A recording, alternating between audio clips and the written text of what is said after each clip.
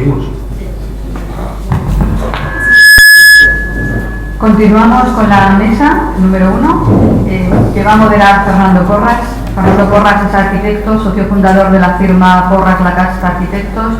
Ha dirigido las revistas Arquitectura del Colegio Oficial de Arquitectos de Madrid y BAU del Colegio de Arquitectos de Cantabria y Castilla y León. Actualmente imparte clase en la Universidad Europea de Madrid, donde además es director del Máster de Gestión de la Ciudad Europea. Es coautor, y es una de las razones importantes de que contemos con él, del proyecto Madrid-Río, que ha sido premio FAD de Ciudad y Paisaje en 2012, y de la rehabilitación del casco histórico del municipio de Isla, en Cantabria, premio Hispania Nostra de Patrimonio y Paisaje también 2012. Interviene Fernando Porras. Bueno, como se dice siempre, muchísimas gracias a Carlos y a Manuel Estrada por la invitación. Creo que es muy pertinente, después de haber escuchado además las palabras del concejal delegado, que ha centrado sus objetivos en que el espacio público de la ciudad consolidada sea una de las grandes tareas a abordar en esta legislatura. Primero voy a presentar a las personas que me acompañan,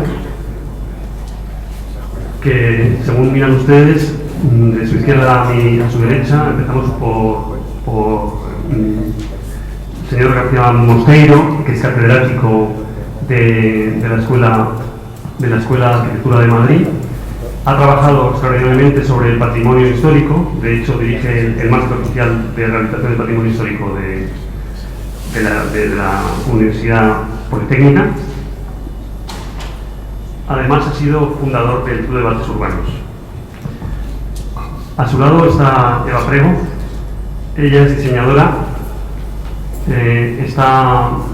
ha fundado la firma Stone Design y ha trabajado, según sus propias declaraciones, con la máxima libertad y no dejando nunca de ejercer una actividad completamente ajena a imposiciones. A pesar de ello, ha conseguido trabajar con firmas muy importantes como puede ser Telepizza o Women Secret. Y aquí a mi derecha, José Luis Infazón Priori, es arquitecto, actualmente es director general, no sé exactamente del espacio público o de qué, en el Ayuntamiento de Madrid, pero creo que es la persona con más competencias actualmente de todo el Ayuntamiento. Además lleva trabajando en el espacio público desde hace muchísimos años y, entre otras cosas, es el autor de toda la rehabilitación de la Gran Villa madrileña y fue responsable como técnico municipal de la gestión del proyecto Madrid-Río, en el cual tuve la enorme satisfacción de conocerte. Luego, por el orden en el que se encuentran, Javier empezará, Eva continuará y José Luis cerrará una serie de intervenciones que me seguirán a mí. Yo voy a intentar ser breve. Lo primero que quería hablar es un poco la contraposición entre paisaje urbano y espacio público, después de haber escuchado a Paco. En el sentido de que el paisaje urbano, que tiene que ver con muchísimas aspiraciones y con la mirada, es decir, cualquier paisaje no lo es si no hay alguien que lo mira, y por tanto con la percepción o la fenomenología o la cultura, es algo bastante menos concreto que el espacio público. El espacio público es un elemento construido, un elemento que tiene una serie de ámbitos que van desde lo muy concreto, como puede ser la calle o la plaza, a lo muy difuso, como pueden ser las estribaciones de las infraestructuras cuando llegan a las ciudades. Antes las carreteras hacían curvas y cuando llegaban a la ciudad entraban de manera directa a través de la puerta de las murallas. Hoy las carreteras son planas y las curvas las hacen en torno a las ciudades sin entrar nunca de manera directa, ¿no? Esos espacios intermedios, esos filtros entre lo exterior e interior, también son espacio público, y un espacio público pendiente de resolver en muchos casos. Si nos centramos en el espacio público más contundente, que sería aquel que podríamos llamar la habitación urbana, es un término del profesor Francisco González de la Universidad Europea, con el que comparto clases, es decir, el espacio donde la forma, el diseño, los elementos, pero también las diferencias sociales se conjugan para vivir en él, esa habitación urbana, pues tendríamos que ceñirnos más a elementos más conocidos como la calle, la plaza, el parque, ¿no? En todos ellos hay calidades o cualidades que hacen que su intensidad sea la correcta y que son las que estarían pendientes en esta próxima legislatura, ¿no? Establecer continuidades, o sea, un espacio público con continuidad es mejor que no la tiene. Dos plazas son peores que... Una gran plaza es peor, perdón, que dos plazas conectadas. La naturalidad en todos sus aspectos, la flexibilidad de los usos, de los diferentes fenómenos que pueden suceder allí, la correcta perceptibilidad del espacio, la comprensión y, al fin y al cabo, la generación de confianza. Estas serían como algunas de las características del espacio público al que aspiramos, ¿no? ¿Qué sucede ahora mismo en el espacio público en Madrid? Yo ayer, como es lógico, en el último momento cogí una cámara de fotos y me paseo por el centro de Madrid y voy a enseñar las fotos que hice. Yo pensaba en ese momento en este asunto de la habitación urbana. La habitación urbana, por excelencia, bueno, está esta analogía tan bella del salón del 19, ¿no? Como el salón del 19 lo que hace es replicar el espacio interior de una gran sala palaciega en un espacio público, y el Salón del Prado, donde la gente va a ver, a verse, a mirar, a dejarse mirar y a compartir. Y cuando ayer estuve paseando por la calle con esa idea en la cabeza, pues pensé en el tremendo trabajo por desarrollar en ese aspecto que hablaba el concejal antes de trabajar sobre el espacio público. El diagnóstico inicial que podemos hacer, que es obvio, y que creo que todos estamos aquí, además con un público experto como el que está aquí, no hace falta incidir en él y las imágenes hablarán por sí solas, es la falta de estrategia. O sea, no se percibe en absoluto una estrategia en el espacio público de Madrid. Es como si nadie la hubiera tenido nunca. Y por eso los elementos de los que nos salen las imágenes, elementos pequeños, elementos domésticos, el elemento donde te sientas o el que te ilumina, no responden en absoluto a una estrategia. Decía Paco ahora, y es un debate interesante, ¿tenemos que ir a la diversidad o a la uniformidad? Bueno, yo creo que hay unos límites y las imágenes hablarán de ellos, ¿no? Luego desarrollaremos más sobre el aspecto de esta dualidad, por el aspecto de cómo crear una estrategia real, posible, políticamente sostenible en un periodo determinado. Ojalá los periodos electorales no fueran periodos que cambiasen a los técnicos de silla. Y paso a enseñar estas imágenes y no voy a extender más. Voy a hablar poco. Volardos, Salamanca y centro. Tipo 1. Tipo 2. Tipo 3. Tipo 4 conviviendo con tipo 3. Tipo 5 conviviendo con tipo 3. Tipo 5. Tipo 6 conviviendo con tipo 1. Tipo 6 degradándose. Tipo 7 y tipo 8 al fondo. Tipo 8 y tipo 9. Tipo 10. Tipo 6 degradándose. Tipo 11. Tipo 12 de caucho imitando a tipo 6. Tipo 13 diseñado por mí conviviendo con tipo 6. Sorpresa que me llevé en el barrio de las Letras ayer. Este diseño está hecho exclusivamente para Madre del Río, que fue proyecto singular. Tipo 14, tipo 15, tipo 16. Hipervolardos, tipo 1 con tipo 17 conviviendo y ejerciendo la misma función. Hipervolardos, tipo 18, impidiendo el camino a todo tipo de viandantes, especialmente a los discapacitados. Armarios, distrito de Salamanca. Tipo 1. Los armarios tiene una cosa que los unifica a todos, es que nunca están aplomados. Esto es una cosa que me he dado cuenta, creo que es una virtud, y es que hay algo que los uniformiza, es que nunca están aplomados. Este está casi aplomado, tipo 2, tipo 3. A veces, bueno, el desplome aquí se ve en varios elementos del armario, el armario se puede abrir, podemos acceder a él, no hay problema. Esto no es la accesibilidad requerida, es otro tipo de accesibilidad. Tipo 4, es el tipo 4. Se ve que hace tiempo que lo abre. Tipo 5. Tipo 6. Este es el tipo 1 de nuevo. Tipo 7. Este es el tipo 3 en otro lugar, pero tuvieron la precaución de poner un mecanismo de cierre de seguridad, que es este pequeño trocito de papel cielo que hay abajo, negro. Aquí es la seguridad que ofrece y el cierre. Tipo 8. Este es el tipo 6, que combina con el tipo 7. Aquí los tenemos. Alcorques, barrio de las Letras. Aquí ya solamente es un barrio, ya no es un distrito, sino es un barrio. Tipo 1, tipo 2, tipo 3, tipo 4, tipo 5, tipo 6, tipo 7, tipo 8, tipo 9. Y el tipo 9, digamos, despojado del árbol, pero que lleva allí bastantes años. Tipo 10, tipo 12. Quitamiedos, distrito centro.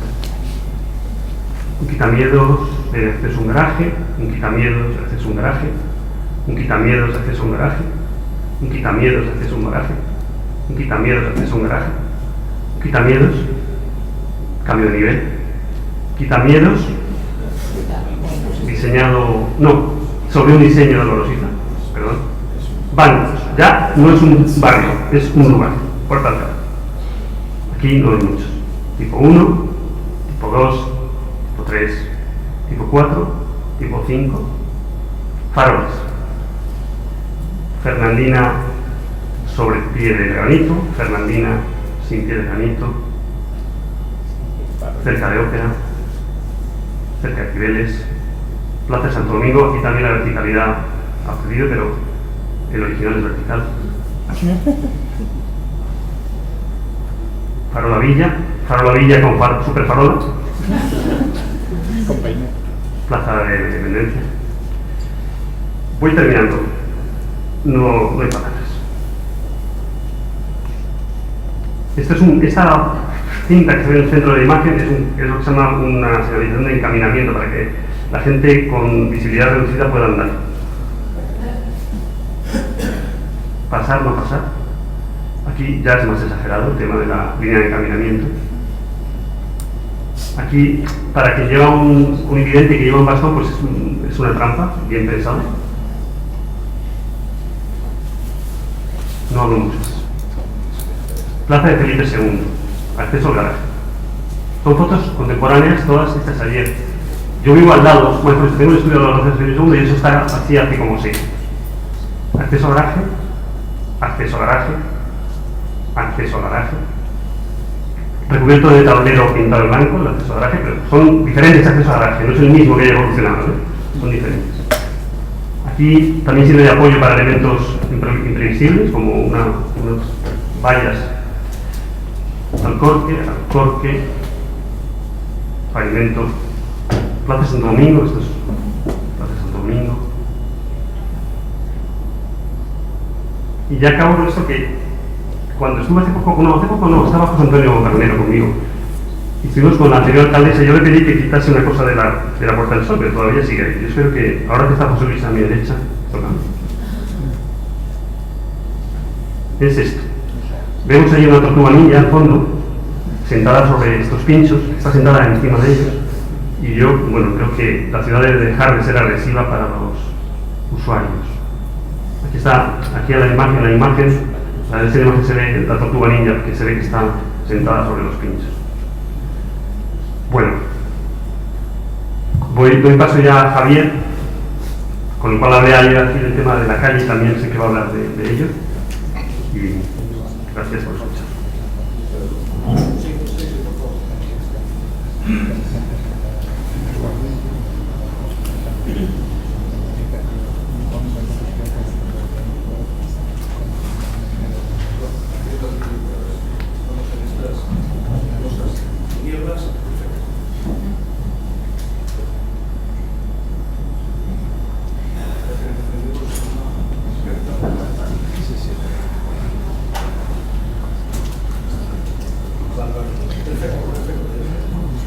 personas. Gracias, Fernando, gracias a los organizadores también.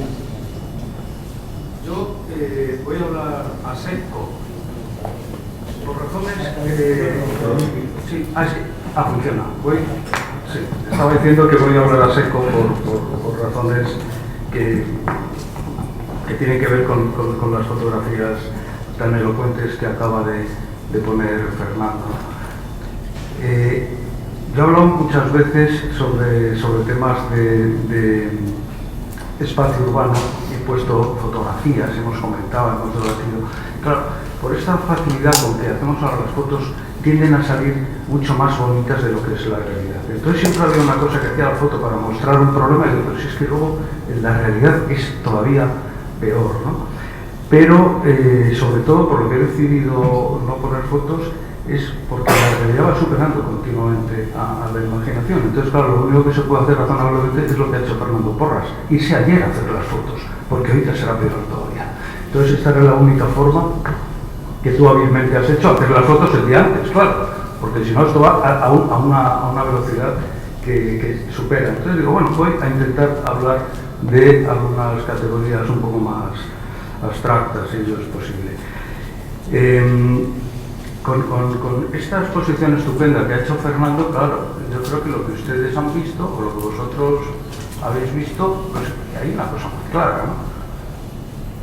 El problema no es que las cosas sean homogéneas o diversas.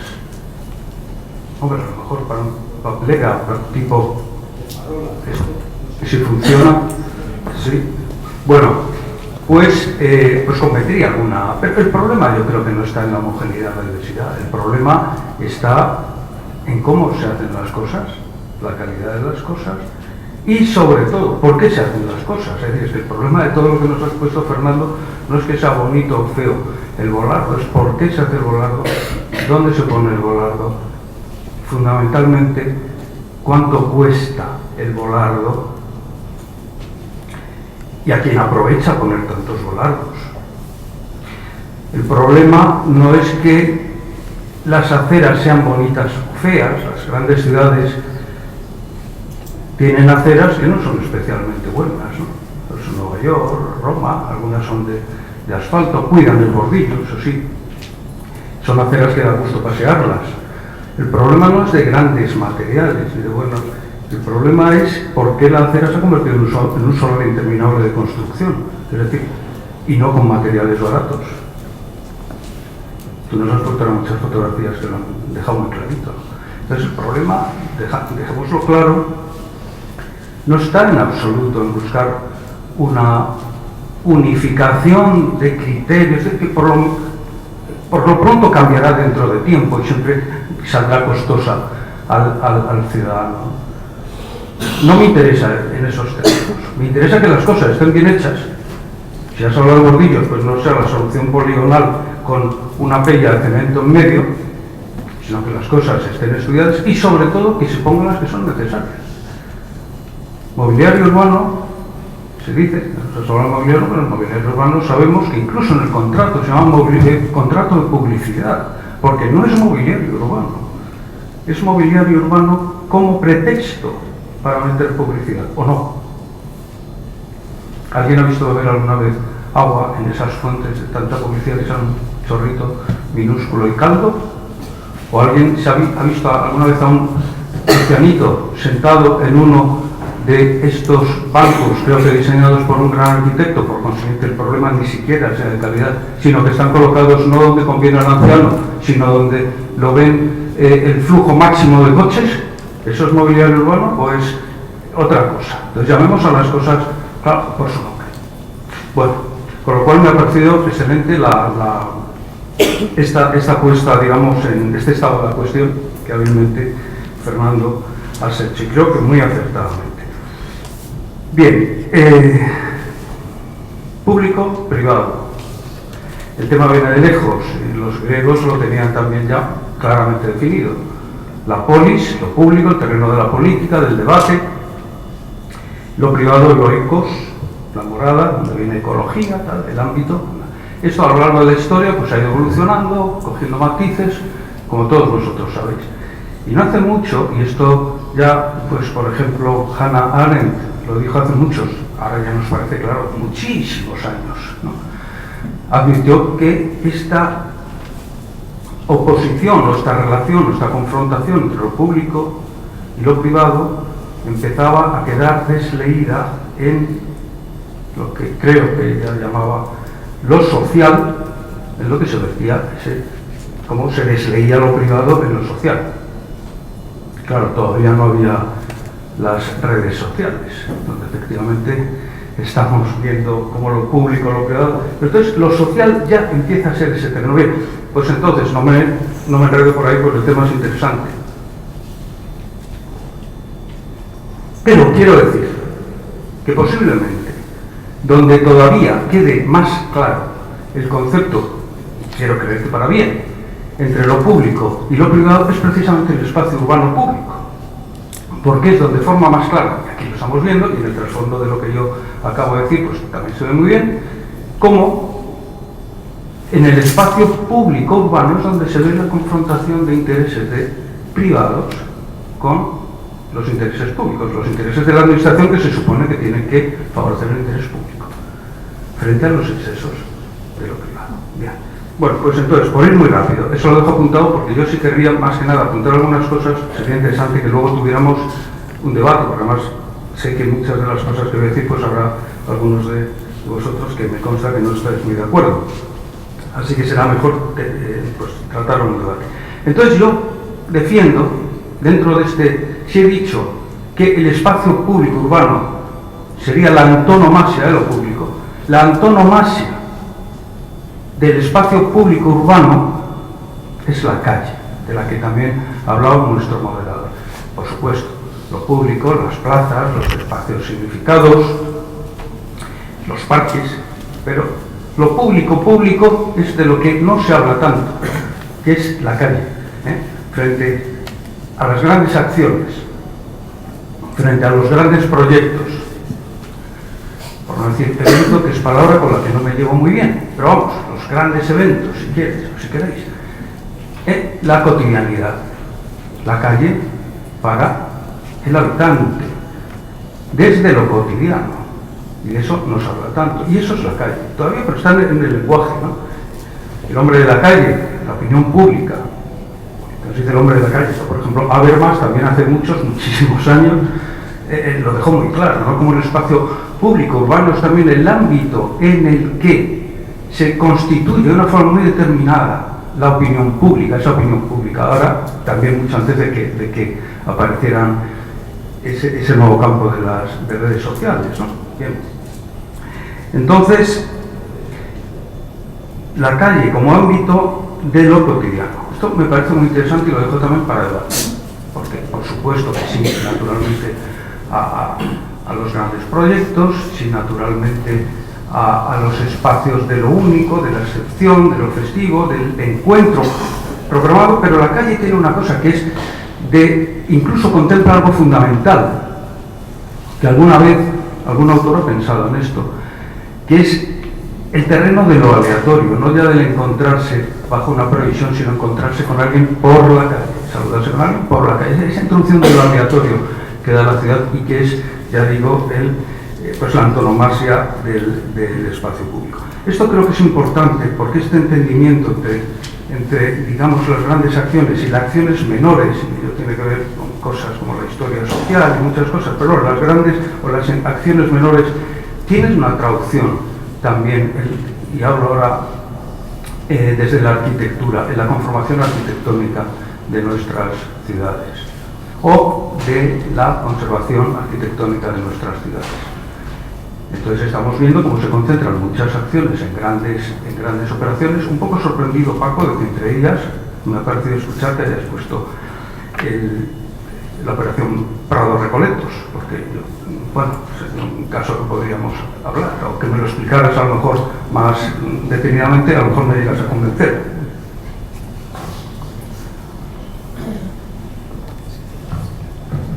Pero frente a estas acciones o grandes acciones arquitectónicas, yo contrapondría esas otras acciones más calladas, más continuas, más del disfrute cotidiano, como por ejemplo era ir a echar una carta con toda dignidad a un espacio representativo. Palacio ese sí, entonces de todos, un palacio de correos.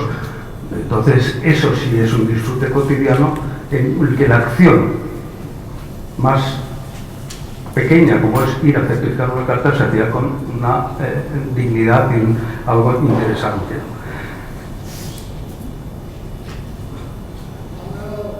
Si he dicho que la antonomasia de lo público es la calle, diríamos también que la antonomasia de la calle sería algo que ya se ha hablado aquí, sería la acera. Y entonces, claro, en la acera ya es donde, conforme voy haciendo esta reducción o este zoom, todos estos conflictos de intereses se van concentrando y se van quedando mucho más claros. Entonces, en las aceras ahora, como antonomasia máximo ya de lo público, o máxima de lo público, es donde estamos viendo estas cosas. Para niveles tan claros, bueno, digo ya, de la construcción, pues no digo terrazas, digo construcción de edificios con el pretexto de la terraza y de fumar. Eso son construcción de edificios de nueva planta en un solar también interminable, que parece que son las aceras, que era el terreno de lo público, que es suelo público. Bien, de eso se hablará posiblemente en la siguiente mesa, un tema fundamental, Pero hasta otros temas en los que, bueno, pues ya sé que esto habrá muchos que no estén de acuerdo, pero en las bicicletas, en las aceras. O sea, naturalmente yo voy en bicicleta, me gusta mucho lo del bicimap, voy en bicicleta, pero cuando voy en bicicleta, pues voy por lo que tienen que ir las bicicletas para no estorbar a los pobres viandantes o personas mayores o niños, etc. ¿no? Entonces, ahí ya vamos concediendo ese terreno de lo público máximo, que es la acera, lo vamos restringiendo progresivamente. Podría poner tantos casos, ¿no? Pero claro, te voy a contar otro, y con eso voy a terminar, que se va a hablar en la otra mesa, que es el de la rentabilidad privada. Porque Carlos Batán, con mucho acierto, está hablando ahora, bueno, de los volúmenes construidos, y luego, esta tarde, de lo gráfico. Pero claro, es cuando está muy bien ese planteamiento, pero claro, es cuando se hace un volumen como pretexto de una imagen plana. Y esto es tan así, que son verdaderos edificios convertidos en publicidad. Pasamos, por ejemplo, por la Gran Vía, donde no ya los bajos, sino los primeros segundos son pantallas retroiluminadas, transformando completamente la imagen arquitectónica. Y yo no sé cómo los arquitectos, y aquí estamos algunos, un exdecano interesado, preocupado por estas cosas, una vez más lo digo, deberíamos hacer algo como arquitectos, porque eso a ningún otro artista lo aceptaría, que su obra fuera transformada y analizada como soporte puro y duro de la publicidad. Pero, claro, la publicidad, jugamos aquí estas palabrejas curiosas, ¿no? O estas perversiones de las palabras público, privado, pues resulta publicidad. Y entonces, claro, el problema es que la vida del viandante viene condicionada por la publicidad, perceptivamente, donde todas las perspectivas, las grandes vistas que apetece, que necesita el hombre por una de sus fundamentales necesidades antropológicas, de mirar lejos con la mirada, pues resulta que excepcionalmente está ocupada por el interés privado.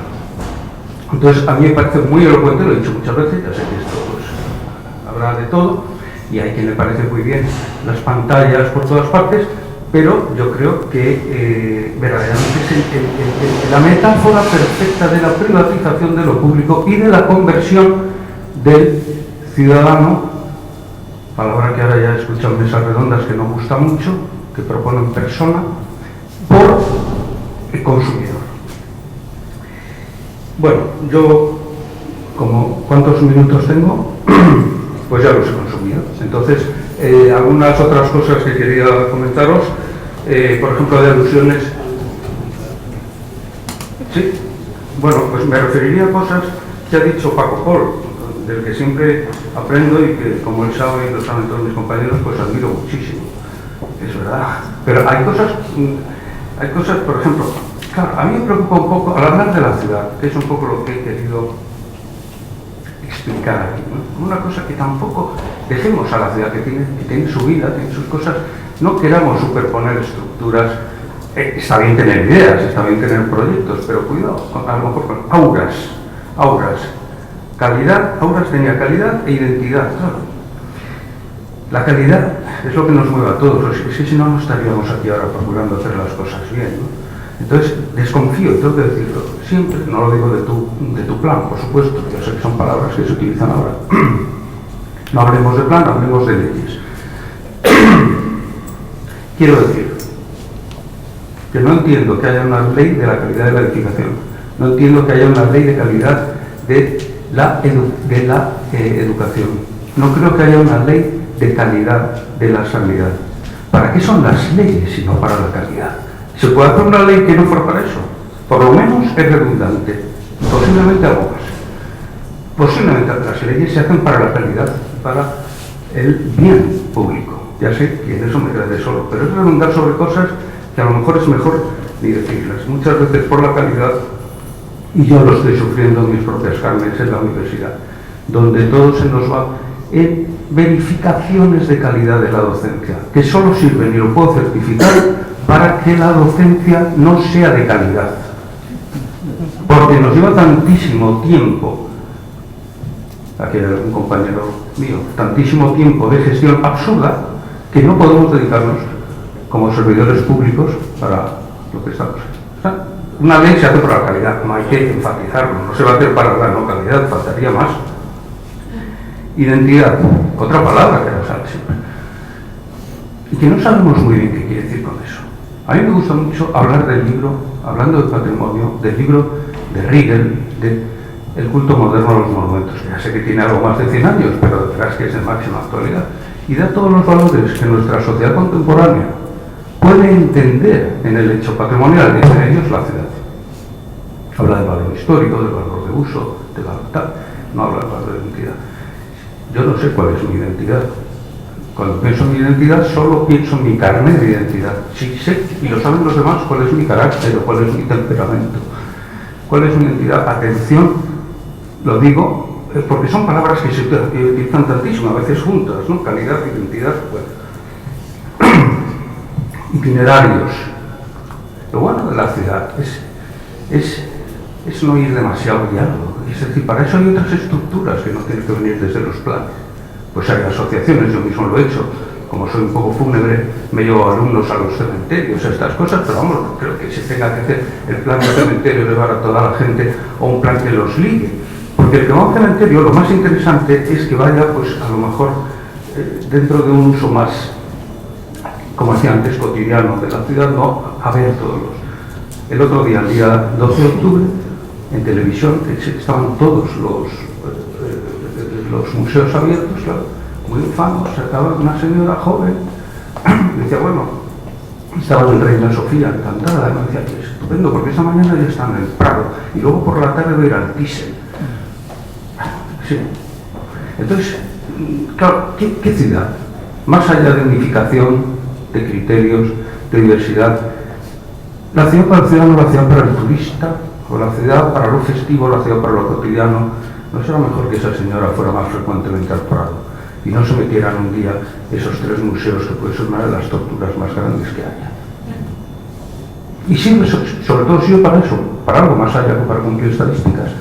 ¿No sería mejor favorecer desde abajo, desde la base, con un plan de bibliotecas, que no es muy bollante, un plan de museos que desde abajo, en vez de hacer estas cosas, estos itinerarios? Tiene sentido, y perdona a Paco que haga referencia a esto, ¿no? Unir un itinerario de lo barroco. Bueno, pues lo vuelves a pasar. Imaginemos en Roma que se hiciera eso. Bueno, creo que me estoy pasando de tiempo, así que termino aquí y lo dejo para el debate. Muchas gracias.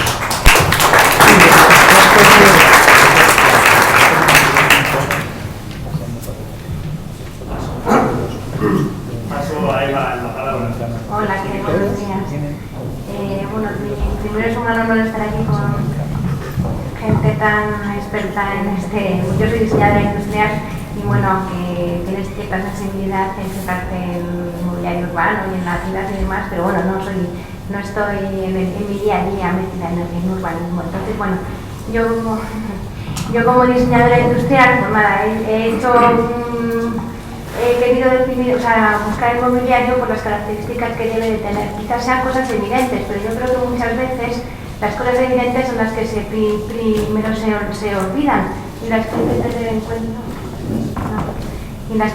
en cuenta. Desde el principio, ¿no? Entonces, bueno, yo creo que el mobiliario urbano siempre tiene que estar hecho por y para el ciudadano, para dar servicio al ciudadano.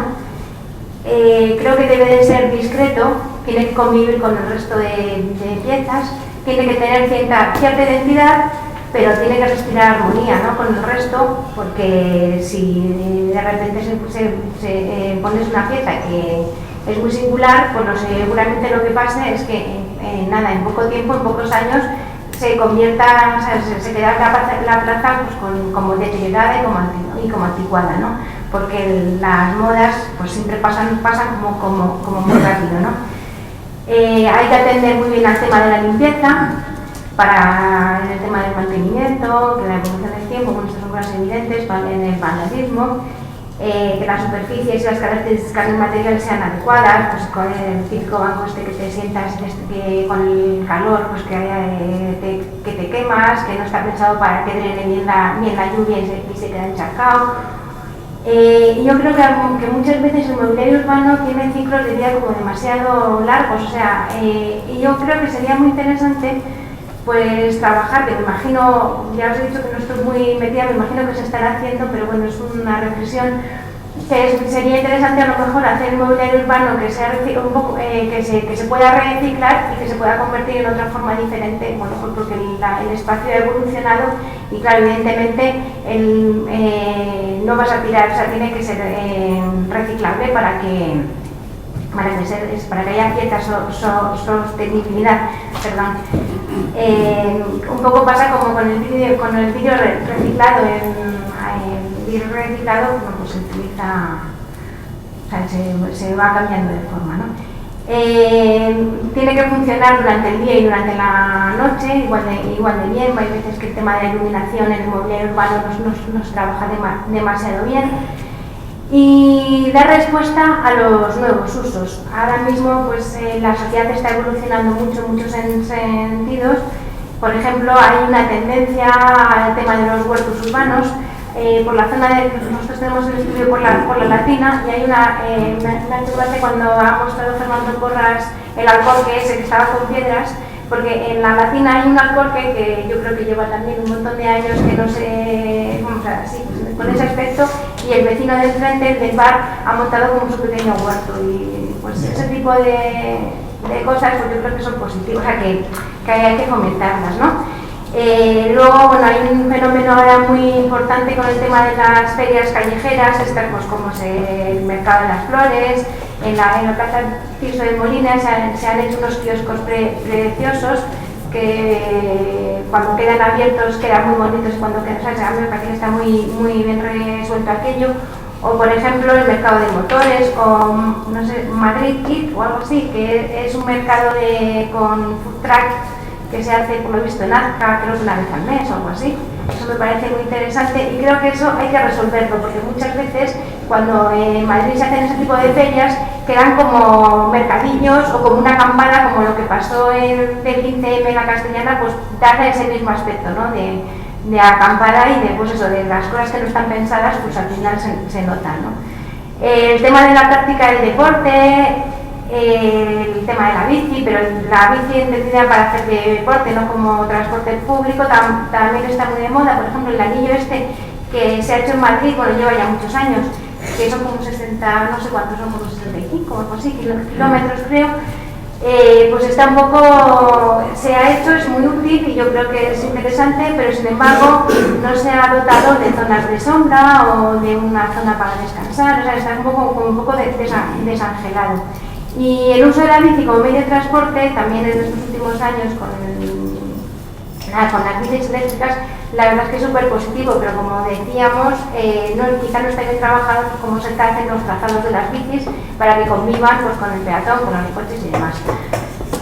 Y luego, las tecnologías es un tema que tenemos en nuestro día a día con los smart, o sea, nosotros somos ya una generación muy tecnológica, donde pues son los smartphones, las tabletas, los smartwatches viven con nosotros en el día a día. Sí que se está trabajando en ese sentido, en el tema de las marquesinas de autobús, para el autobús y demás, pero yo creo que sí que se puede investigar y se puede aportar y dar mucho servicio al ciudadano, que está todavía eso por evolucionar bastante. Y eso es un poco como veo que deberíamos de atacar un poco el tema del mobiliario urbano. Y luego un par de reflexiones, pues hay una nueva tendencia en las ciudades europeas a que las ciudades se intente evitar en la medida de lo posible más el coche. Se está hablando ahora de que se va a cerrar el centro de Madrid al tráfico y esa serie de cosas. Yo creo que es una opinión personal, pero yo creo que eso es muy positivo. Eso pasa como cuando se impuso la zona azul y la zona verde, que hubo mucha reacción, pero ahora con el paso del tiempo, ya después de un montón de años, estamos todos encantados porque puedes desplazarte en coche. Bueno, es un poco lo contrario de lo que esto, pero bueno, sí que ha sido bastante positivo. Entonces yo creo que al final, si el hecho de cortar la ciudad al tráfico en el centro, pues puede ayudar un poco pues eso, a que la convivencia en las zonas públicas pues sean como mucho más agradables. Y hay un proyecto que, informándome un poco sobre el mobiliario urbano y demás, que me ha parecido muy interesante. Hay un ecobulevar en Vallecas, que el tema de los recursos bioclimáticos para el tema de los espacios públicos es como muy interesante. El uso de la vegetación, de las corrientes de aire, de cómo se utiliza la sombra, de las placas solares para que de la generación de corriente. Bueno, me parece que es un punto que se puede aprovechar muy bien para el tema de las plazas públicas y demás. Haciendo un poco una reflexión, como una plaza pública puede ser, cómo el mobiliario urbano le puede afectar de manera positiva o cómo le puede afectar de manera negativa, ¿no? Y haciendo un poco mirando en Madrid las plazas que quizás están peor trabajadas, bueno, como os digo, sabéis que seguramente a vosotros vengan en la cabeza muchas otras, pero bueno, haciendo una pequeña reflexión, por ejemplo, la Plaza de las Descalzas, que está ahí en el centro, pues es una plaza muerta completamente y es un sitio maravilloso, pero están arrojados 4 bancos sin ningún criterio ni aportando nada, ¿no? Y sí, pues supongo que pasaréis por allí constantemente, pues es una plaza completamente solitaria. Y la plaza del Reina Sofía, por ejemplo, pues yo creo que pasa un poco lo mismo. Es un sitio singular, el Museo de Arte Reina Sofía, y sin embargo la plaza que tiene enfrente pues también está simplemente arrojado ahí todo, sin pensar en el ciudadano y en los usos que se le pueden dar. Y sin embargo, pues bueno, por supuesto, espacios bien trabajados, para mí, yo creo que todo el mundo lo tenemos en la cabeza, que es Madrid Río, o la Plaza Dalí, que está en Goya, la que ha hecho, que es Pachimangado, creo. Pues la verdad es que es maravillosa.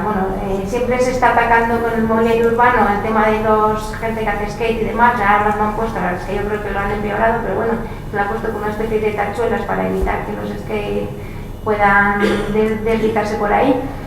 Y bueno, luego por ejemplo la plaza que tenemos aquí del Matadero, que se utiliza para hacer conciertos, pues se han diseñado, creo que lo ha hecho un arquitecto conocido, no sé quién es, pero la especie de pérgola esta, que es preciosa, que se utiliza tanto para conciertos como para dar sombra a la gente, como para que esté, pues yo creo que eso está como muy bien trabajado. Y bueno, un poco eso. ¿Qué tal? Si luego tenéis algún comentario, pues ya seguiremos hablando. Gracias.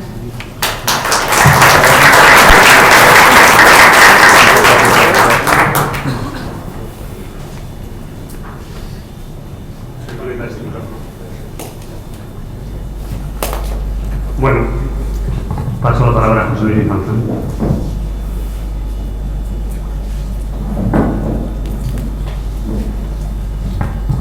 Hola, buenos días, muchas gracias a todos. Yo había preparado una pequeña presentación, porque bueno, hoy me dijeron lo que te toca a ti son los elementos del espacio público y bueno, vamos a reflexionar sobre esto. Pero lo que quería decir es que de las intervenciones anteriores de todos los ponentes, desde Paco Paul, hasta Eva, estoy de acuerdo en muchísimas de las cosas que se han planteado, ¿no? Y el tema del espacio público, y yo ahí voy a tener un acuerdo total con Fernando, que yo prefiero hablar de espacio público más que de paisaje urbano, porque todavía no sé exactamente bien lo que es el paisaje urbano. Es un tema muy complejo, hay mucha literatura sobre ello, pero alguna idea de lo que es el espacio público ahí sí tengo. Entonces me gustaría hablar sobre este tema, porque el concepto de lo público es uno de los temas básicos de la ciudad. Desde el origen, los primeros planes urbanos en España fueron planes de alineaciones que básicamente delimitaban el mundo de lo público del mundo de lo privado. Y como el mundo de lo público es una responsabilidad fundamental de la administración y es una responsabilidad fundamental para crear un espacio para el ciudadano, creo que de la construcción del espacio público, que es de lo que se trata, creo que podemos hablar de algunas cosas más concretas y es lo que voy a intentar en la conversación de hoy. De lo que ha comentado Fernando y lo que ha comentado Javier, se deduce una cuestión, y creo que también lo expresó el concejal esta mañana. Madrid ha carecido de una estrategia sobre su espacio público. Yo no sé si es un plan, no sé si es un plan especial, yo tampoco creo demasiado en los planes. Digo que no creo en los planes porque hay planes, como bien decía Paco, que están redactados y aprobados y guardados en un cajón, otros incluso con mayor entidad jurídica, como los planes generales que se cumplen a medias, la propia Constitución se cumple a medias. Yo de lo que creo más es de la voluntad política. Entonces, de lo que voy a intentar es hablar de cuáles serían las claves para intentar tener un espacio público mejor del que tenemos y de la necesidad de esa voluntad política sustentada en una estrategia general, evidentemente, sobre la cual hay que trabajar. Y esa estrategia general tendrá partes normativas, tendrá partes proyectuales, tendrá partes de consenso, pero lo que nunca debería ser es una sumatoria de ocurrencias como ha sido seguramente hasta ahora el resultado final del espacio público. El espacio público debe ser el resultado de un proyecto consciente más que el resultado azaroso de una justaposición de ocurrencias, que es un poco lo que ha sucedido. Y por eso decir que esta división básica del mundo de lo público y lo privado es lo que determina la identidad de una ciudad, ¿no? En estas imágenes que simplemente muestran en blanco la distribución de esos espacios públicos de distintas ciudades, solamente con mirar esa estructura puede verse cuál es el patrón sobre que cada una de esas ciudades se ha construido.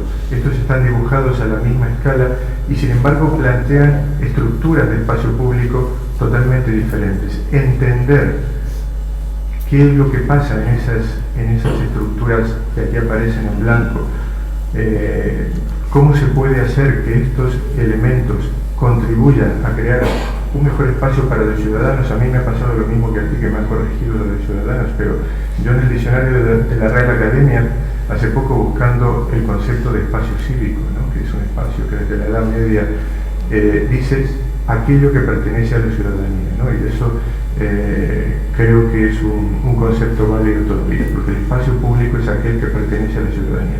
Pero, ¿qué deberíamos hacer o qué deberíamos afrontar para que los espacios públicos pertenezcan a la ciudadanía? Y seguramente las estrategias no pueden ser iguales en todas las ciudades, pero sí hay algunos rasgos comunes sobre los cuales me gustaría referirme.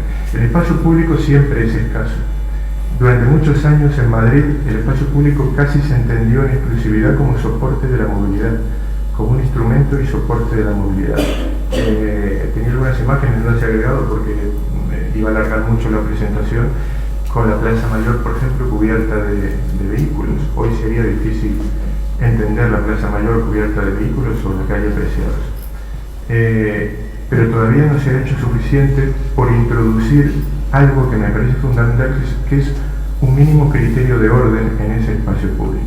Y el criterio de orden significa que el espacio público no solamente es soporte de la movilidad, y me he atrevido a esbozar una serie de funciones básicas del espacio público. Seguramente hay otras, seguramente no son todas, seguramente no están articuladas ni jerárquicamente, pero evidentemente el espacio público es soporte de la movilidad, contribuye a la configuración del paisaje urbano, es el elemento a través del cual se introduce la naturaleza en la ciudad, es el elemento determinante para ordenar y articular las distintas partes de la ciudad, es por supuesto el soporte del ocio y la convivencia ciudadana, es también el vehículo para la cohesión social y territorial, o puede serlo para la segregación social, según se construya ese espacio público. Es el soporte, históricamente ha sido el soporte de la confrontación de ideas y del conflicto social, y es fundamental que así sea, y a veces se configuran los espacios para no habilitar o para no favorecer la confrontación de ideas. Y por supuesto, y en definitiva, es el soporte fundamental de la identidad cultural de una ciudad, y ahí me permito hablar de identidad, aunque también sé que es un término difícil de definir, como también es el de la calidad, al cual tú te hacías referencia, ¿no?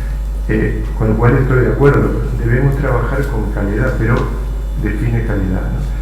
Entonces, intentando avanzar en esa definición de calidad o de criterio de orden en el espacio público, volvemos a esta sección que lo único que hace es lo que hacemos muchas veces los arquitectos, ¿no? La sección es una de las piezas o instrumentos, yo creo, más interesantes del diseño, tanto para un edificio como para un espacio público.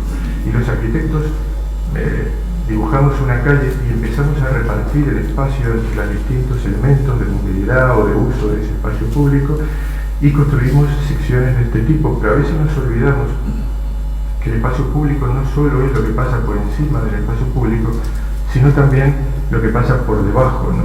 Todo ese mundo al cual Paco hacía referencia, de los paisajes subterráneos, que son todas las infraestructuras, todos los aparcamientos, todos los túneles, todos esos elementos que están por debajo, que consciente o inconscientemente terminan afectando a lo que sucede por arriba. La mayor parte de las plazas de nuestra ciudad están construidas o son el producto de lo que sucede encima de un aparcamiento, por ejemplo, ¿no? Y muchas veces se ha construido el aparcamiento con la propia lógica económica y técnica del aparcamiento, y luego el espacio tiene que adaptarse a las servidumbres y a las consecuencias de ese aparcamiento. Pero como sucede con el aparcamiento, sucede con muchos otros elementos. Entonces, voy a referirme a uno o dos de esos elementos que podríamos llamar elementos comunes de la urbanización. Y a mí me importa referirme a estos elementos porque ahora que tengo la responsabilidad de no sé cuántos millones de metros cuadrados de espacio público de la ciudad, más que las operaciones singulares, y ahí coincido con Javier, me interesa la gramática de lo cotidiano, la gramática del conjunto, la gramática que permite construir una lectura de la ciudad desde el centro de la ciudad hasta los barrios periféricos. Y hay algunos elementos de esos que la mayoría de nosotros ni pensamos en ellos, a veces los arquitectos neuróticos, pero cuando nos toca incluso diseñar, los arquitectos nos olvidamos de esos elementos, ¿no? Y entonces simplemente decir que hay tres niveles básicos en los espacios públicos: el nivel de lo que pasa debajo, simplificando, lo que pasa debajo de la cota del pavimento, lo que pasa en la capa del pavimento y lo que sucede por encima, todos los elementos, toda la taxonomía que podamos hacer, alumbrados, mobiliarios o arboledados. Y me parece que el concepto importante en estos niveles es conseguir la integración de estos niveles. Y después decir que hay una serie de dimensiones o perspectivas en los elementos que construyen el espacio público. Hay una dimensión siempre operativa, que es aquella para la cual existe ese elemento, y si no es mejor que no existiera. O sea, un banco existe para sentarse, una farola para iluminar, esa es la necesidad básica. Pero luego hay una dimensión urbana, desde el momento en que esos elementos tienen una presencia física en el espacio público, introducen criterios de orden o de desorden en el espacio público. Introducen también, tienen una dimensión representativa, expresan a veces algo que no es necesariamente solamente su función. Y a veces nos olvidamos de estas dimensiones y nos olvidamos de alguna de ellas o de varias de ellas, o alguna de ellas domina sobre las demás. Entonces, simplemente poner algunos ejemplos, y entonces ahí me parece que el tema importante que puede concluir de estas dimensiones es el concepto de normalización de los elementos que construyen la escena urbana o el espacio público, la arquitectura del espacio público. Como decíamos, lo que sucede por debajo, todo lo que sucede en la cota de pavimento y lo que sucede por encima a nivel de mobiliario, alumbrado o arbolado, ¿no? La importancia de la integración de estos elementos, ¿no? Todos sabemos que a veces lo que pasa por debajo es producto de lógicas de ingeniería que luego no se tienen en cuenta en el momento del proyecto y terminan afectando. Algo tan simple como un registro, una tapa de las que están llenas nuestras ciudades. Vemos algunas aceras que básicamente hay más registros que pavimento en estas aceras, y a veces simplemente con cuidar determinados elementos de criterios de orden, eso bastaría para que un elemento que se repite a lo largo de toda la ciudad, se repite de manera, digamos, continua en toda la ciudad, permitiría introducir criterios de orden y de serenidad en el espacio que en este momento no existen, ¿no? Hay soluciones muy sofisticadas, como que, por ejemplo, en un pavimento como este del centro histórico de Granito, que una de las piezas de pavimento se convierta en una tapa, pero esto no suele funcionar muy bien, porque sabemos que el granito no trabaja a la flexión, se termina partiendo, es muy caro, luego esto pesa mucho, los operarios cuando la van a levantar la terminan golpeando para que se pueda levantar, con lo cual no suele funcionar muy bien, y a veces es mejor ir a lo que todavía existe, que es una tapa de fundición que está diseñada y construida para eso, porque su dimensión operativa es la que... Pero a veces, si damos un paso más, lo que podemos, lo que hacen los ingleses, por ejemplo, en Londres, que es, bueno, la hago de granito, pero le introduzco una estructura que permite... Pero esto sigue siendo un elemento caro e innecesario, y a veces simplemente basta con lo que decíamos, integrar los distintos elementos y que esas tapas al menos se integren a la propia lógica de diseño del pavimento. O sería más fácil todavía si ese pavimento no es de granito y es un pavimento continuo a lo cual se integran de mejor manera todos estos elementos. Otro elemento normal y sencillo y cotidiano que existe en todas nuestras calles y en todas nuestras plazas, que es los elementos, por ejemplo, para evacuar las aguas, ¿no? Lo que le llaman los absorbederos o invernales o rigores, ¿no? Aquí vemos, por ejemplo, dos ejemplos. A la izquierda, un ejemplo en Barcelona o en Oviedo, en la parte derecha, donde aquí una rejilla va sustituyendo una línea de rigola continua, y en la derecha toda la rigola está construida por una rejilla continua.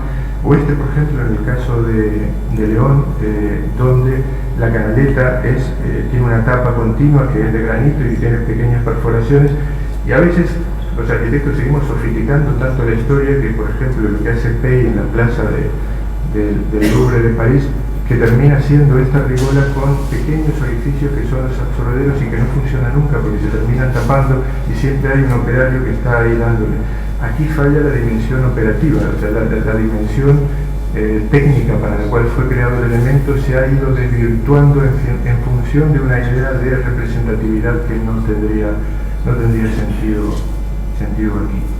Y en Berlín, como son los alemanes, han hecho esta rigola de fundición que funciona perfectamente, que es antivandálica, que no tiene absolutamente ningún problema y quizás no tenga el nivel de sofisticación de diseño que veíamos en París, pero sí vale como elemento repetitivo y constante para la lectura, para una lectura y una gramática de la ciudad, que no necesariamente es por razones de homogeneidad, pero sí por razones de construcción de un elemento que se ha llegado a tipificar y a perfeccionar de tal manera que permite ser repetido y no necesariamente estar inventando los 15 o 17 volardos a los cuales se hace referencia Fernando, porque seguramente no hay necesidad de tener 17, porque ninguno ha superado al otro, ¿no? Seguramente con un estudio de cada una de estas piezas, con un poco de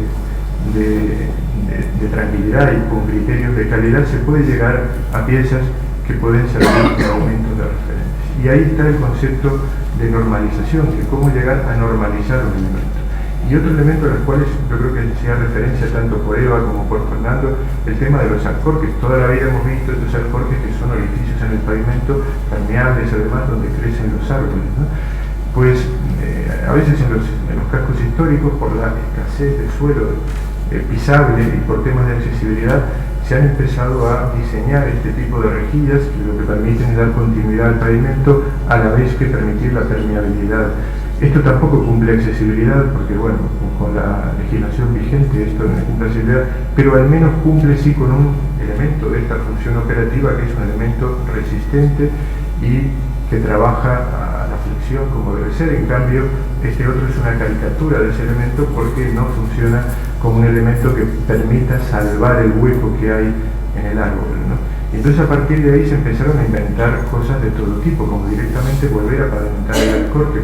Claro, si se necesita pisarlo hay que pavimentarlo, entonces los árboles empiezan a morirse poco a poco.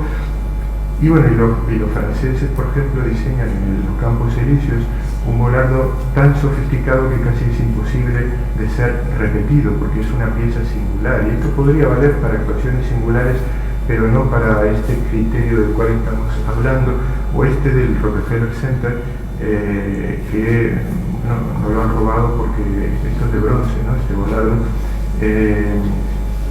Y que el valor, la dimensión representativa de esas dimensiones del tablado supera ampliamente al resto de dimensiones del elemento. O la versión contemporánea de este alcorque longitudinal en Berlín, ¿no? Y sin embargo, en otro lugar de Berlín aparece este alcorque que es simplemente un trámite industrial muy barato que cumple su función porque es resistente, es barato, es repetible y tiene algo que no tenía ninguno de los anteriores, estos pequeños orificios que son elementos para oxigenar las raíces y que permiten que el árbol crezca mucho mejor. O sea, la necesidad o la dimensión operativa aquí está presente sin necesidad de un elemento excesivamente sofisticado, es casi una pieza industrial. Y muchas veces el mejor elemento es aquel que no existe, el que desaparece. Es necesario tener una rejilla de alcorque. Probablemente no sea necesario ni tener un bordillo, porque al final el bordillo es un elemento. Había un profesor de la escuela que decía que se podía escribir un libro sobre el bordillo, yo estoy de acuerdo, se podían escribir varios libros sobre algo tan obvio como el bordillo, pero el bordillo es necesario cuando hay un cambio de nivel en el. Si no hay cambio de nivel y no hay un cambio sustancial de interés, no hace ni siquiera necesario que exista el bordillo, simplemente esa permeabilidad del pavimento para que el árbol pueda desarrollarse y pueda existir. Pero tampoco tenemos que irnos al otro extremo directamente y llegar a pavimentar hasta el propio árbol, como he llegado a ver en una calle de Madrid. Y otro, ya el último elemento, que es uno de estos elementos sobre los cuales yo creo que no se ha llegado a una solución tipificada, a una solución normalizada buena, que sea repetible, es el famoso elemento de la barbacana, el famoso elemento de salvar el nivel de la acera, que viene derivado de toda la necesidad y toda la normativa de supresión de barreras arquitectónicas y de hacer más amable el tránsito en la ciudad, ¿no? Madrid siempre ha hecho una solución a través de un bordillo barbacana y es el propio pavimento el que se va adaptando a la superficie alaviada del cambio de nivel, mientras que Barcelona inventó un elemento normalizado que es esta pieza que está aquí, pero que no es accesible, no es del todo accesible porque sigue manteniendo un elemento de desnivel. Pero el de Madrid también tiene un problema que como el pavimento es difícil adaptarlo a una superficie alaviada, terminan apareciendo cortes que no son propios de una situación normalizada, sino de una situación artesanal.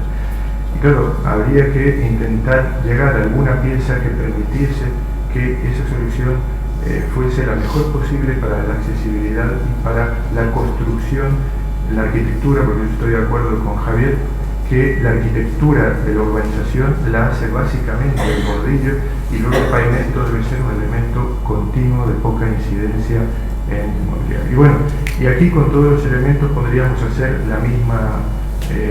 mismo análisis, el mundo de las luminarias, ¿no? Donde puede haber versiones, lo que decíamos de las dimensiones, ¿no? Esta luminaria que vemos a la derecha es una luminaria, aunque nos parezca que es un menhir o un elemento mojón, pero aquí la dimensión urbana en el sentido de crear orden en el espacio, crear un elemento de ordenación, tiene más peso que la función básica, que es la de iluminar. Y cuando el elemento representativo tiene más peso que cualquier otro, se convierte ya en un elemento simbólico incluso de la ciudad, como la luminaria de San Sebastián, que se ha convertido en el premio del Festival de Cine de San Sebastián, porque se ha convertido en un símbolo de la ciudad, ¿no?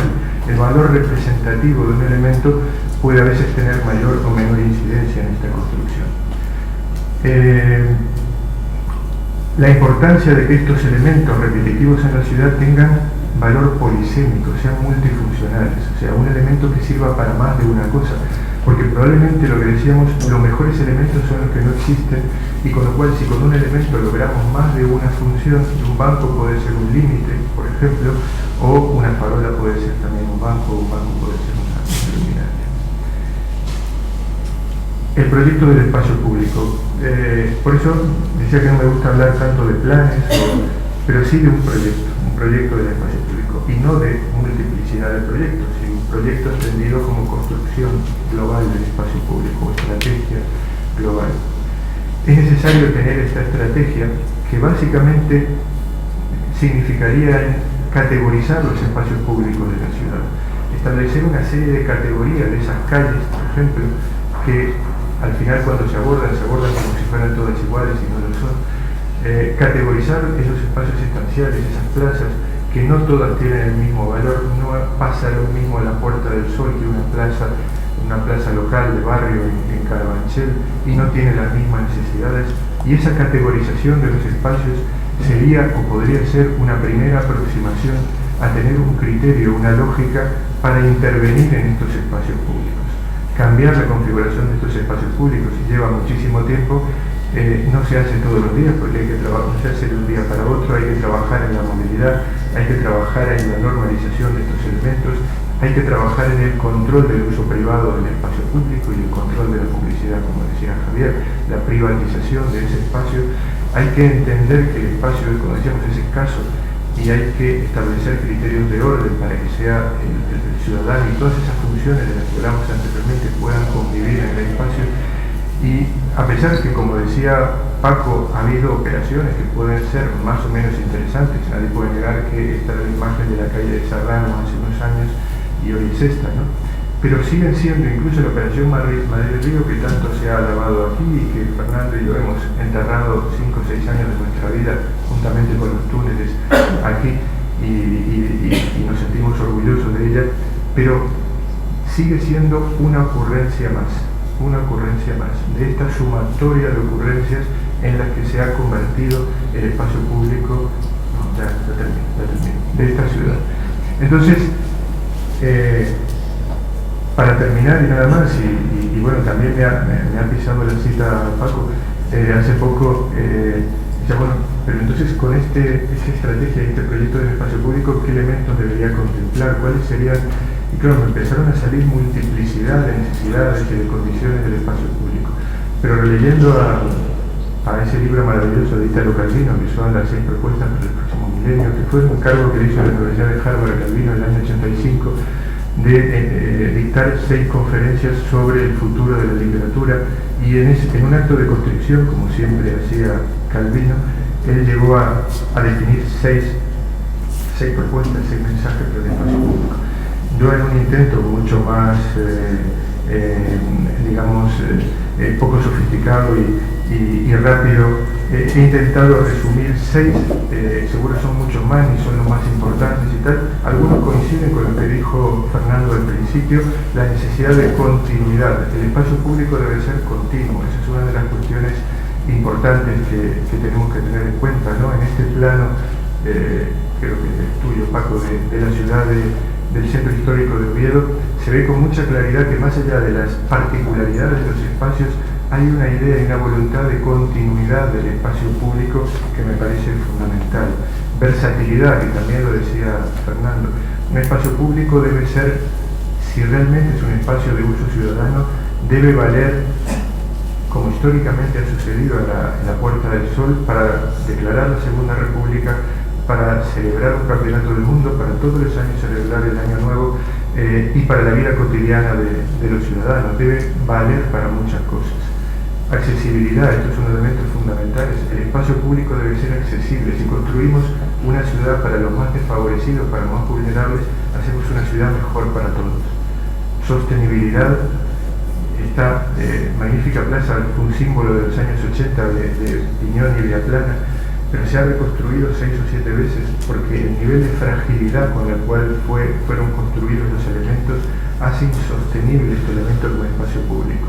Sostenible desde el punto de vista económico, insostenible desde el punto de vista social, insostenible desde el punto de vista ambiental también, porque esta plataforma en verano es bastante difícil de asumir. Sostenibilidad desde el punto de vista ambiental, económico, social y cultural.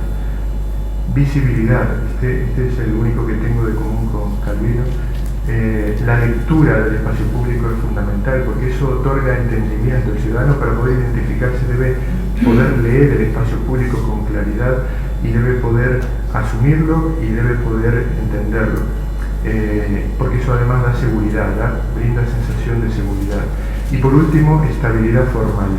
¿Qué es la estabilidad formal? Pues daría para hablar muchísimo con el tema de la calidad, pero a veces simplemente el color. Londres utiliza el color negro para pintar sus elementos y no hablamos de uniformidad, simplemente de estabilidad formal, o unificar toda la señalística de la ciudad en un sistema, en un elemento, en un sistema con diferentes modelos que dé una lógica y una coherencia y favorezca. Cuando los mensajes son muchos no se lee ninguno, no se entiende de ninguno.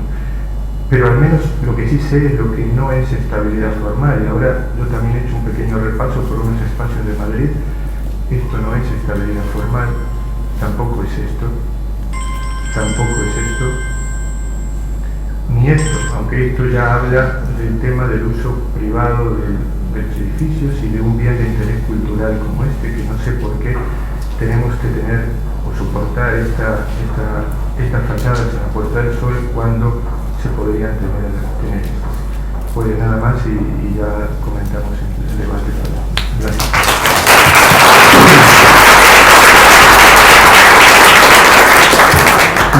No nos queda mucho tiempo para el debate. Yo creo que no importa porque ha sido muy ilustrativo todo lo que hemos escuchado.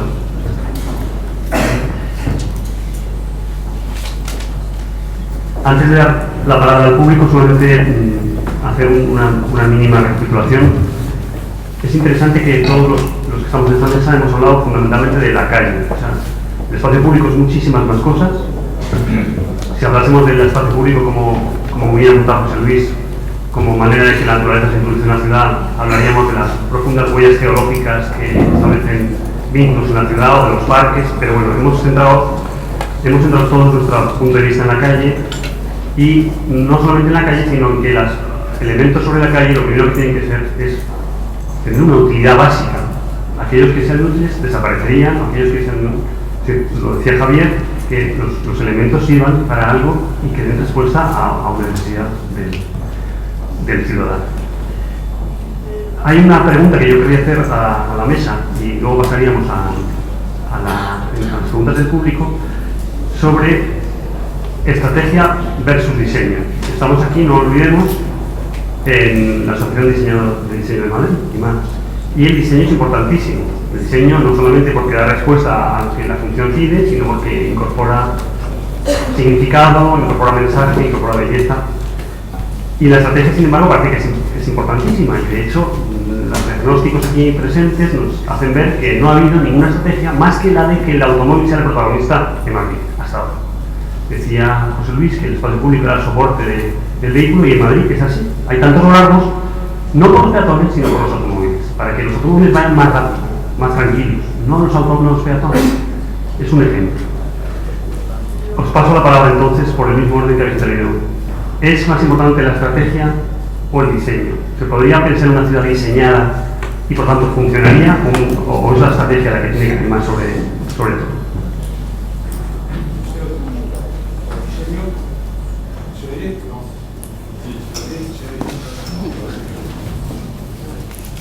diseño, ¿entiendes diseño gráfico? Diseño proyecto.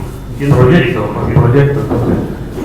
Bueno, el proyecto, no entiendo muy bien no sé, no lo repito, quiero decir que en la disyuntiva no entiendo un proyecto que no se base en una estrategia y viceversa. Ambas cosas forman parte del acto de proyectar. O sea, si tengo que hacer una intervención en la ciudad, tengo que tener una idea estratégica, que es algo que me estaba refiriendo antes, y materializarla evidentemente con un proyecto, ¿no? Por consiguiente, son dos caras de la misma moneda.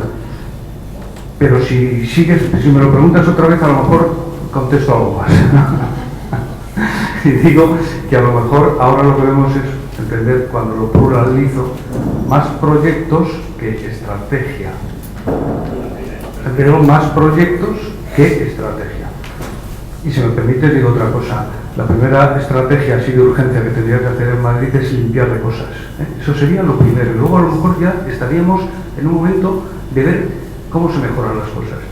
Pero al decir limpieza no me refiero a lo que la gente entiende por limpieza, o van a quitar trastos de Madrid. Eso sería lo principal. Quitar trastos de Madrid. Lo primero, los pinchos de la Puerta del Sol.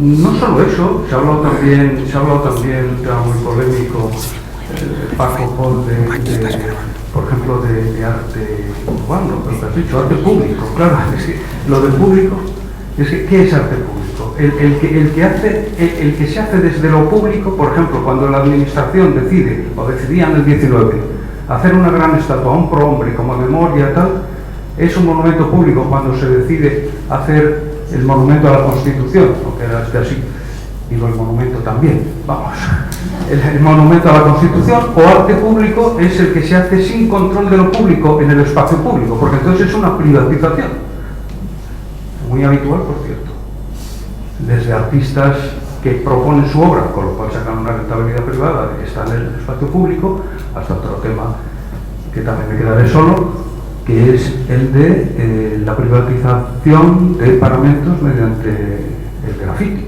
que el problema no es de estética, es el problema de privatización de lo público. Entonces, ¿qué entendemos, o qué pregunta que luego te dirijo, por arte público? Porque eso es lo primero, arte público será el que se hace desde lo público, no el que se hace desde lo público. Entonces, todas estas cosas yo las limpiaría y luego empezaría ya con más serenidad a ver qué se puede hacer. Bueno, pues yo, como estrategia, o sea, la estrategia y el diseño, para mí, pues la estrategia es como si recibieras un brief de un proyecto, ¿no? Y tienes que plasmarlo y, por supuesto, va siempre ligado al diseño, ¿no? Yo creo que no puede ir de otra manera, nunca va a ir separado.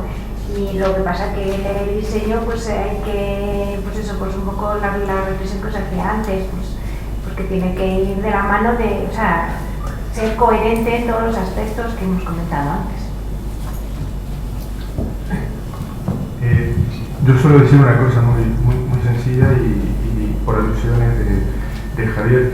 El primer proyecto que empezamos a preparar en la dirección del espacio público es como el antiproyecto, porque es un proyecto justamente de quitar cosas, ¿no? Lo que pasa es que claro, el capítulo de transporte a vertedero es el más amplio de todos y tiene muy poco de elementos nuevos, ¿no? Lo que pasa es que está siendo muy complejo y claro, no habría vertedero en Madrid suficiente para todas las cosas que hay que quitar del espacio público, pero solamente quitando muchos de los elementos que hoy existen, desde los propios volardos, que muchos ya no son necesarios porque están en áreas de prioridad residencial, donde simplemente con un mínimo control no serían necesarios, hasta elementos obsoletos, como por ejemplo muchos de esos armarios que enseñaba Fernando, que ya no tienen uso, o son un peligro para la seguridad pública, muchos de ellos, y hoy hay tecnologías que permiten minimizarlos. O sea, hay muchísimo que se puede hacer solamente quitando, porque a veces el silencio es mucho más expresivo que cualquier proyecto y cualquier intervención del espacio público. Yo antes de pasar la palabra al público quería hacer una caricatura que no es mía, sino que es del ayuntamiento y que tiene que ver con, a ver si te aclaro, Javier, estrategia o diseño. Tengo aquí a mi izquierda a una persona que creo que está pensando en una estrategia para el espacio público de Madrid. Hemos escuchado antes a concejal hablar de las prioridades desde lo público o del espacio público barrios degradados y espacio público regenerado.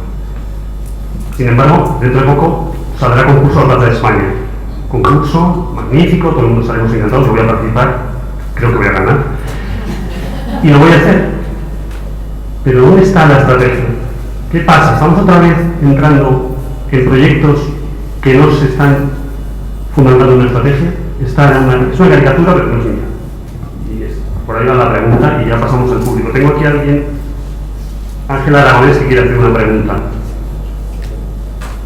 Sí, si le pueden pasar el micrófono y a partir de ahora, los que levanten la mano, luego viene Paco, por alusión supongo. Bueno. Sí.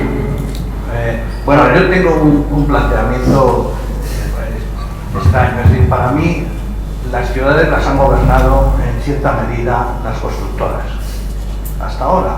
Así que el hecho de los volardos, yo me pregunto, ¿es necesario el volardo? Porque yo me acuerdo en Nueva York, hace muchos años, una amiga cenando con unos amigos de Nueva York dijo, oye, ¿cómo aquí no se ven volardos? Y el otro señor dijo, ¿qué es eso? Pues una cosa para que no se metan los coches en las aceras. Y entonces le respondió, hombre, si alguien se mete en la acera, se le quita el coche, se le lleva al psiquiatra y cuando el psiquiatra ha diagnosticado que está correctamente ubicado en la ciudad, se le devuelve el coche.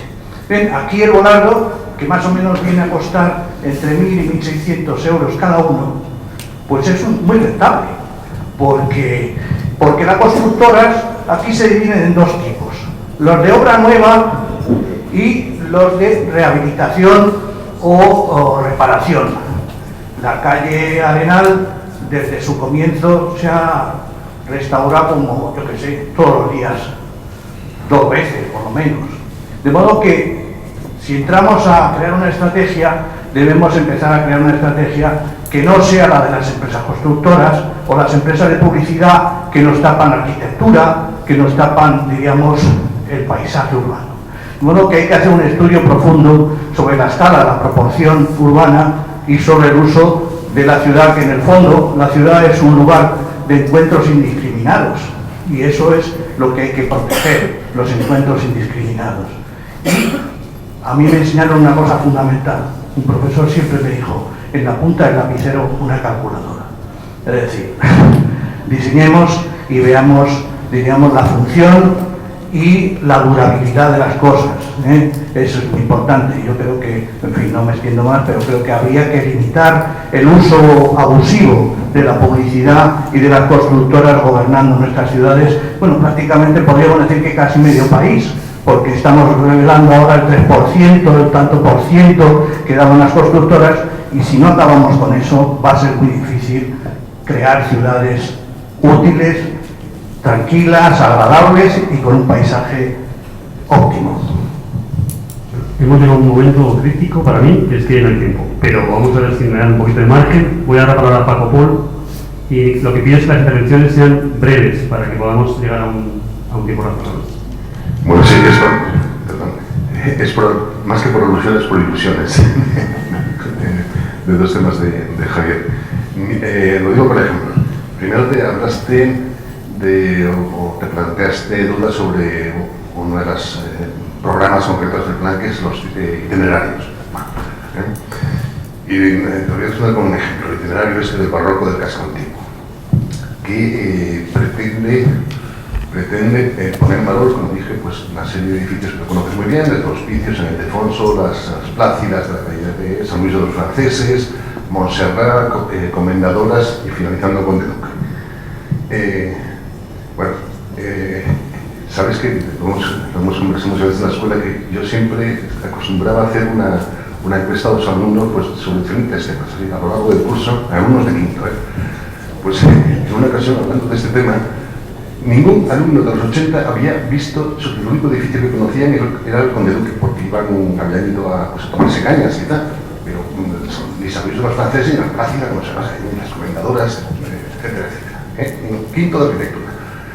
Entonces, ni los turistas tampoco, ni los visitantes, ni la gente del barrio. O sea, si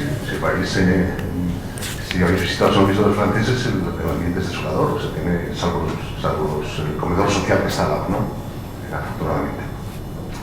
Entonces, este programa, por lo tanto, tiene esas categorías que, vuelvo a repetir el tema de Calvino, de la ligereza, viabilidad, multiplicidad, visibilidad, etc., porque trata de poner en valor todo ese rico patrimonio del norte del casco con intervenciones mínimas, intervenciones físicas mínimas, sobre pavimentos, señalización, algunos temas de escena urbana, etc., y la carga fundamental recae en los usos, recae en celebración de todo tipo de eventos, dentro de los diferentes edificios, puede ser desde conciertos, obras teatrales relacionadas con el barroco, debates literarios, lecturas, exposiciones de arquitectura, etcétera, etcétera. O sea, una cosa bastante simple y además rentable. Por cierto, que no es una técnica tampoco novedosa. O sea, Roma o Venecia hacen el mismo sistema de poner en carga diferentes iglesias o diferentes edificios palaciegos y tal, a base de actividades que dan a conocer el patrimonio activo en la ciudad, etcétera, etcétera. Bueno, y el segundo tema es del arte público. Ya, ahí sí que no entro a discutir qué es arte público, qué es arte urbano, porque le digo tantísimas páginas a nuestro amigo Maderuelo o a Félix Arzúa, que son más los ilustres conocedores del tema. No, entro solamente también a través de ejemplos. Cuando digo arte público, arte urbano, en el plan de paisaje decimos arte público urbano contemporáneo, actual, ¿no? ¿Qué ejemplos pueden ponerse como arte público eficiente en cuanto a reforzamiento de identidad, significación, valor, que son los valores que persigue el arte? Bueno, pues, por ejemplo, yo entiendo que la obra de Sida que hicimos en el parque que hice en Gijón con él, el Parque de Santa Catarina, el Bosque del Horizonte, es un buen ejemplo de cómo un arte público, urbano, contribuye de forma decisiva a revitalizar, activar, significar, etc. la ciudad. O las múltiples obras de arte contemporáneo de Barcelona, desde Liechtenstein hasta el Miró, hasta muchísimos ejemplos magníficos que nos bien pensados, con una estrategia, por cierto. No hay Barcelona el arte, la intervención de arte contemporáneo en todas las ciudades, centros de periferia, respondía a una estrategia clarísima, pensada, en función de los espacios, los entornos, los objetivos y tal. ¿Y qué decimos en el plan de...? Porque decía arte, porque si hablamos de los ejemplos de Madrid, el problema es que son públicos, pero no públicos, como quieras, son urbanos, pero no hagan arte. O sea, la violetera, lo primero que le pasa es que no es arte, no es una obra de arte, es una defesión. Y en el plan de paisaje que surgía justo en esa, cuando estábamos pues, como el atracón de los excesos manzaniles, en glorietas y rotondas y parques y jardines y tal, pues lo que propusimos es una cosa muy sencilla, que es hacer una moratoria, no volver a instalar nada de momento, o sea,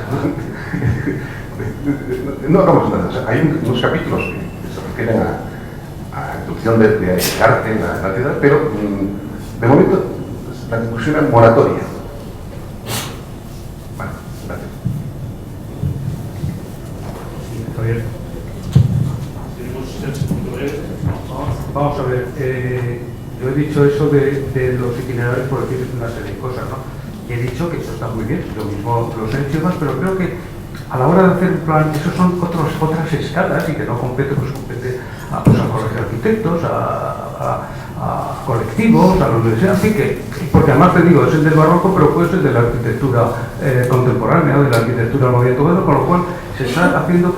Lo importante de la ciudad es que no sean estructuras lineales, sino favorecer siempre esto que ya ha salido aquí, que es la continuidad. Entonces, no llevar a la gente encauzada por línea, sino dejarla abierta a lo que sí es verdaderamente urbano, que dentro de la complejidad urbana es el estar abierto a lo aleatorio. Y si yo voy a ver San Francisco el Grande, a lo mejor me apetece en un momento dado entrar, este tipo de cosas. En cuanto a lo de, da para mucho y no... En cuanto a lo del arte urbano, claro, lo ha citado nuestro amigo Maderuelo, que yo también lo he leído y le he invitado tantísimo a dar conferencias y tal, pero claro, me sigue casi interesando más, tú no estarás de acuerdo, ¿no? Porque fue un libro criticadísimo por los modernos, aunque Le Corbusier se basó en él, y luego René Godet, el Camilo Sitte, la construcción de ciudades según principios artísticos, y ahí daba clarísimamente la visión del sentido del movimiento público, sí, y entendiéndonos todos. Entonces yo no estoy hablando del movimiento, he dicho, ¿qué entendemos por arte público? Precisamente, Se puede entender, decía antes, lo de la Constitución, o cuando lo público decide hacer un monumento.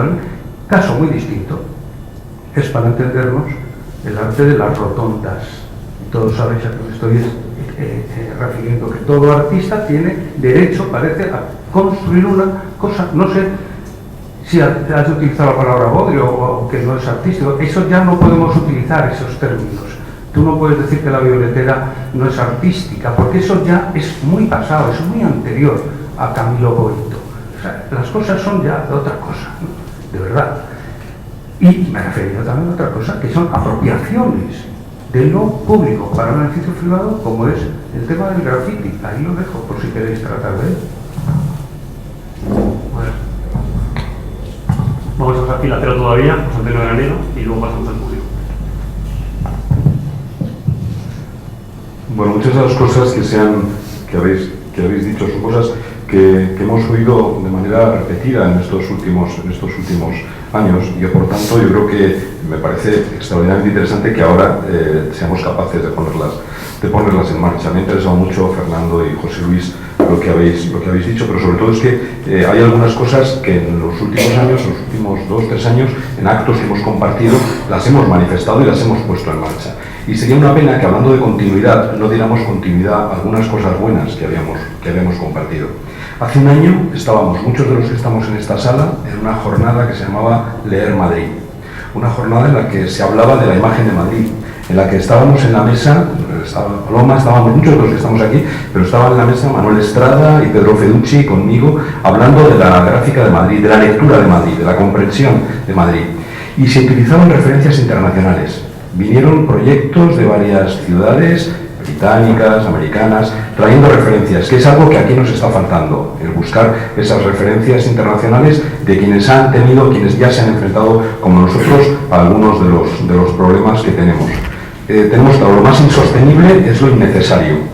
Lo que más necesitamos es limpieza y orden. Se vio muy claro en el proyecto de la Puerta del Sol. Tú lo has citado antes, Fernando, en el concurso de Piensa Sol, lo más claro era que lo fundamental era limpiar y ordenar e iniciar el diseño de una estrategia, no diseñar elementos, sino diseñar una estrategia para ir haciendo un proceso, pero en un proceso ir reconfigurando esa Puerta del Sol. Algo así probablemente deberá ocurrir en Plaza de España, porque no se puede debatir solo o del edificio España o de la Plaza de España sin hablar de todo el entorno, de lo que supone la Plaza de España, que se entiende muy bien cuando uno se sube a la Torre de Madrid.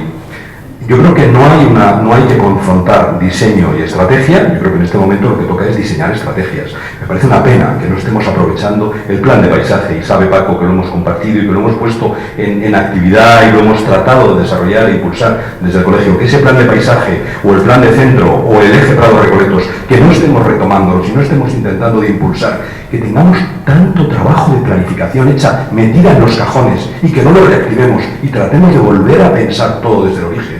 Yo creo que de verdad la rehabilitación pasa por, en primer lugar, rehabilitar proyectos y planes que tenemos hechos extraordinarios y que debemos recuperar, actualizar, pero sin duda poner en marcha.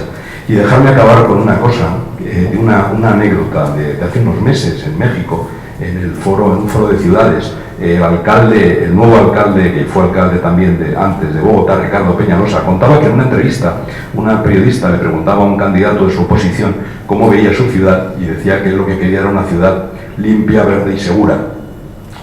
Y Ricardo le contestaba que eso, más que una ciudad, era un parque natural, que estaba muy bien para un parque natural, que una ciudad siempre tenía, por la diversidad y por la libertad, etcétera, siempre tenía algo de insegura, algo de sucia y algo de no verde, y algo de artificial. Y la convivencia de esas cosas, el orden y el equilibrio entre la naturaleza y lo artificial, entre la seguridad y la inseguridad, y también, y ahí me quiero referir especialmente a Javier, entre lo público y lo privado. El marco de lo público es la generación de los marcos de referencia y de orden, donde la actividad viene fundamentalmente del mundo privado. Y no tenemos que tener miedo a que sean las empresas, porque porque son las empresas, las galerías de arte, los teatros, los cines, los que establecen, los que realizan cultura, y no tenemos que esperar que venga de lo público. Lo público debe acompañar y dejar hacer, y en buena medida somos los profesionales, las empresas y los ciudadanos los que generamos la actividad en la ciudad y también en el espacio público, y que juntos debemos construir ese paisaje urbano del que debemos al final sentirnos orgullosos y conseguir hacer lo que yo a Fernando le he oído tantas veces del relato de Madrid, que está sin hacer, que en buena medida lo que nos falta es esa narrativa de Madrid. Yo creo que debates como este y foros como este son los que ayudan sin duda a que entre todos los profesionales colaboremos en eso, pero aquí también necesitamos que estén las empresas, porque en buena medida esa actividad puede ser buena o mala, no siempre es mala la actividad privada de la empresa en el espacio público, nada más.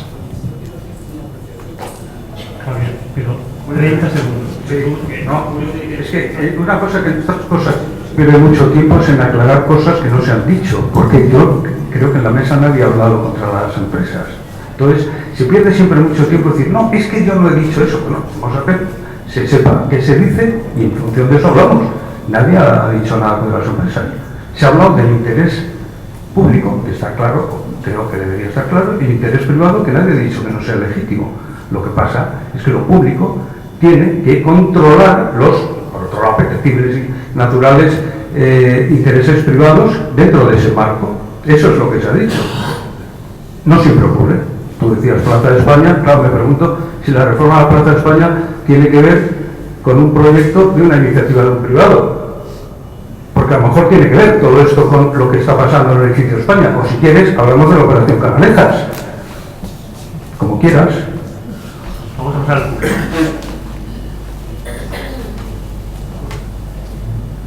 Luego Ramón, los siguientes. Hola, buenos días. En primer lugar, yo quisiera, he hecho falta pensar que a los abogados se les hubiera invitado a esta jornada porque son realmente los que están haciendo ciudad últimamente, con esta hipercodificación que tenemos. En segundo lugar, se ha dicho, la cita Alberti, que la ciudad es como una casa.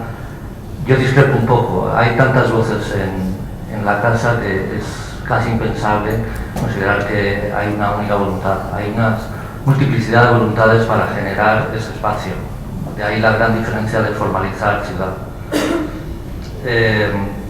Quizá por ello lo que nos pena en este país es que con tanta codificación frente a lo que sucede en otros países donde ante proyectos privados o públicos siempre se da una voz a un consejo en el que participan diversas voces. Claro, eso se facilita con el derecho constitucionario y no lo que tenemos aquí. En cualquier caso, lo que veo también aprecio que carece hasta ahora de lo que se ha dicho, que hay pocas referencias a lo que es el turismo inclusivo. No se ha hablado para nada, o muy poco, a la supresión de barreras. José Luis Infanzón es el que quizá ha hecho más referencia a ello, pero la ciudad es de todos, entre ellos, como también se ha dicho, que cuando se hace un diseño inclusivo es un diseño mejor para todos, no solo para las personas con discapacidad. Creo que es muy importante que en Madrid se esfuerce la máquina en favor de las mejoras de accesibilidad. Se ha hecho por último, demasiada mención a lo que son los elementos urbanos de mobiliario, y he hecho en falta en este debate mayor referencia a lo que es paisaje en escala macro. Algo ha hecho Javier sobre itinerarios, por ejemplo, me parece bastante interesante, pero también es paisaje urbano las Cuatro Torres, es paisaje urbano la Peineta. Claro, estamos hablando de qué paisaje, no estoy calificándolo como bueno o malo, pero es paisaje, y hoy desgraciadamente o no, son referencias de visibilidad y muy perceptibles de la ciudad de Madrid. Creo que esto es algo que también debería considerarse, aunque es un esfuerzo muy notable y sobre todo cuando no hay recursos financieros de la administración, en incorporar el aspecto de la gran escala para una percepción, una mejor lectura, que también se ha dicho, de la ciudad, incorporando itinerarios, incorporando lo que son las perspectivas de llegadas a la ciudad. y no solo centrarse en los barrios centrales o distritos centrales. La ciudad, y espero que con la corporación actual sea más sensible, la ciudad también la conforman los distritos periféricos. Muchas gracias. Hagamos una reducción.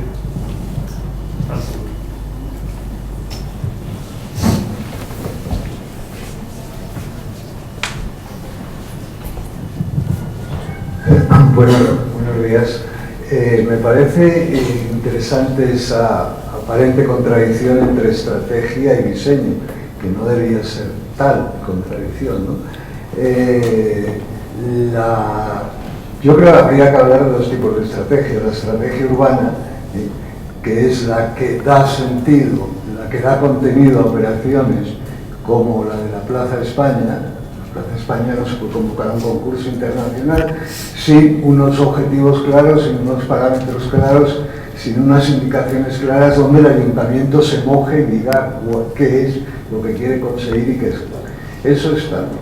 Eso por una parte. Luego, la estrategia de normalización de los espacios públicos, a la que se ha referido con una metáfora muy bonita José Luis, la gramática de lo cotidiano, yo creo que es imprescindible.